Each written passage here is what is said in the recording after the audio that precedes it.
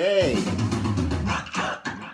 Neil Ratner WOODSTOCK here with a little story. Okay, so the Doobie Brothers have sold more than 48 million records and have been around in one incarnation or another since 1970. And since today is the 71st birthday of Keith Knudsen, one of the Doobies' excellent drummers and background singers, I thought I'd tell you a story about the band's early days that you might not know. Okay. But as usual, a little background first. So it all started in 1969 when drummer John Hartman came to Northern California to meet musician Skip Spence. Now you might remember that name, Skip Spence. He was in Moby Grape, and he was also in the Jefferson Airplane for a minute. And Hartman was going to ostensibly meet Spence to play in a reunion version of Moby Grape.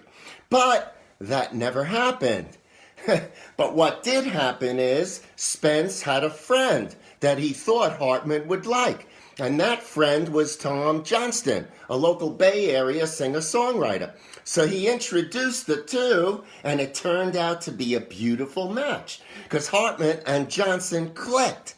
They started playing in local clubs, and they soon added Patrick Simmons, and the early Doobie Brothers was born. Now, in the first days of the band, they all lived in a house I think on 12th Street in San Jose, California. And they would jam in that house. Okay, so let's start with the name, the Doobie Brothers. Now, I'm sure you think you know what it means, and you're absolutely correct. It means exactly what you think it means. Now, according to Pat Simmons, whenever anybody said, "I want to smoke a joint," they always said, "Let's smoke a doobie." And Keith Rosen, another guy who lived in the house, we called him Dino because he looked like a dinosaur. This is according to Pat Simmons. Said something like, "Hey, you guys smoke so many joints, why don't you just call yourself the Doobie Brothers?" We said, "What a dopey name." And that was it. And they always intended to change the name, but you know how those things go. They never did. And so the Doobies are the Doobies. Okay. Now, Hartman and Johnston were kind of tough biker types. And as such, they became friendly with Phil Cross and Gypsy Jack, Hell's Angels from the San Jose chapter. And according to Johnston, they used to ride their bikes up the steps and in through the front door, bombed out of their minds in swinging whips. They'd park in the living room. It was standard procedure. Now, the Doobies soon gained a reputation in the area as an Angels band.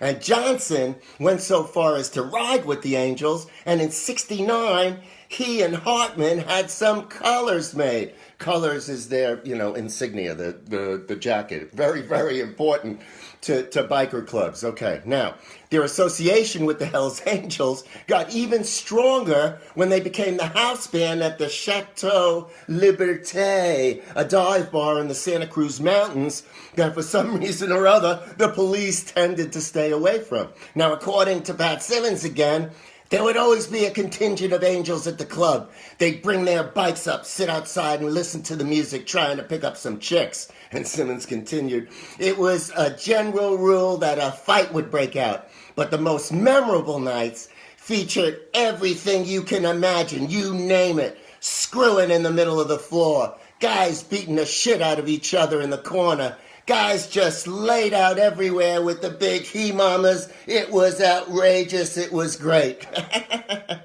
I can imagine, right? So the Doobies finally get a record deal, and their first album does nothing. And according to band member Tieran Porter, after the first LP, which was called Doobie Brothers, it came out in 1971, the only people who seemed to accept us were beer-crazed bikers. And so it was back to play in the Chateau. But not to be deterred, Tom Johnston got serious about writing saleable music. And according to Johnston, "Listen to the Music" was the only song I've ever called a hit. I wrote it in my bedroom in the house in San Jose in about a half hour, words and all, during the good old days of living off brown rice and food stamps. I called Teddy. Now, Teddy was Ted Templeman, who was their producer. I called Teddy up and said, I got a hit single here. He disagreed and suggested some changes, but I didn't change it at all. And finally, Teddy had to admit he liked it as it was. Well, the song shot into the top 10, and the Doobies, more determined than ever, took to the road again. This time with the addition of second drummer Michael Hussack, who had played on this second album.